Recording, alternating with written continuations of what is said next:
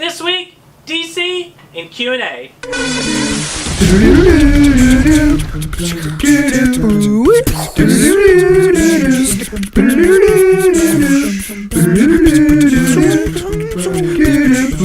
My pick of the week this week comes in as kind of a surprise. It's Blue Beetle Rebirth #1.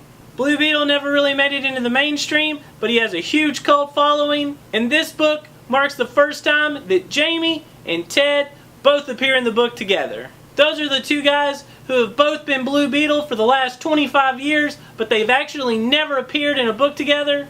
Famous Blue Beetle author Keith Giffen finally returns to the creation that he made popular in the 80s, with noted Flash artist Scott Collins coming on to do pencils.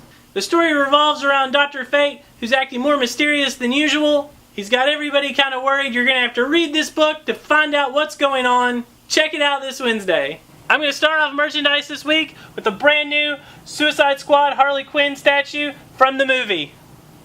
We've got a really cool new pop-in this week. It's brand new. It's the Mirror Universe Mr. Spock. And if you like pop rides, we have the brand new Ghostbusters Ecto-1. And there's a brand new Joker in the Arkham Knight action figures. And now, it's time for everybody's second favorite segment, Ask Jewett, where Jewett answers all your nerdy questions. Nerds. One of the questions we get a lot at the store is, how do I know what this is worth? It can be anything from a random issue to a Funko Pop. Let me tell you how we figure that out. First things first, we go on to eBay and we type in Wolverine 181. We hit enter. You'll see a list of all of the issues that are currently on eBay. What you want to look for is over here in the corner. It says sold listing. Once you hit sold listing and the price is in green, this is what the book is actually sold for in the last couple of days.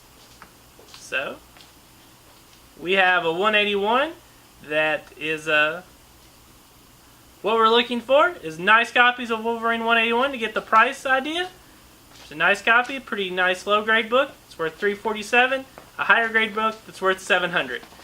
If you have a copy that's in between these, you can kind of take the marginal price in between.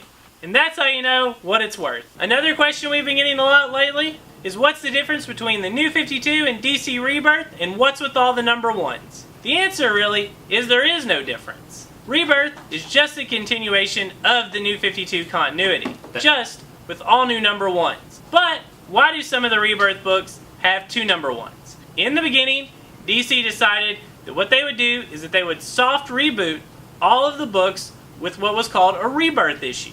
So, Batman, for instance, has a Batman #1 that's called Batman Rebirth. But the next couple of weeks after that, a new #1 came out that was the ongoing #1, which was just Batman #1. The reason for the confusion, though, is that the Rebirth tagline is running across all of the books, and when you look at the shelf, it gives off the appearance that there's two #1s with different covers. But actually, they are different books.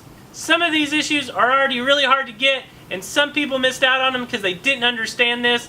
But if you're looking for one, just ask at the store and we'll try to help you find it. Thanks for all the insightful information, Jewett. And remember, watchers, if you have a question, you can ask it on our Facebook page. That's Facebook/Collectibles Etc Weekly. Tell your friends, or I'll haunt your dreams.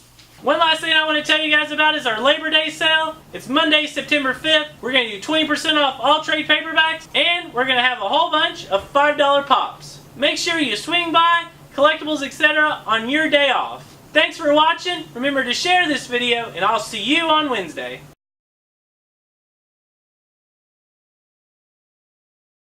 Plays a big part of this first story arc. Dr. Fate plays a big part in this first story arc. You said fart? You said fart. Dr. Fate plays a big part in this first story arc.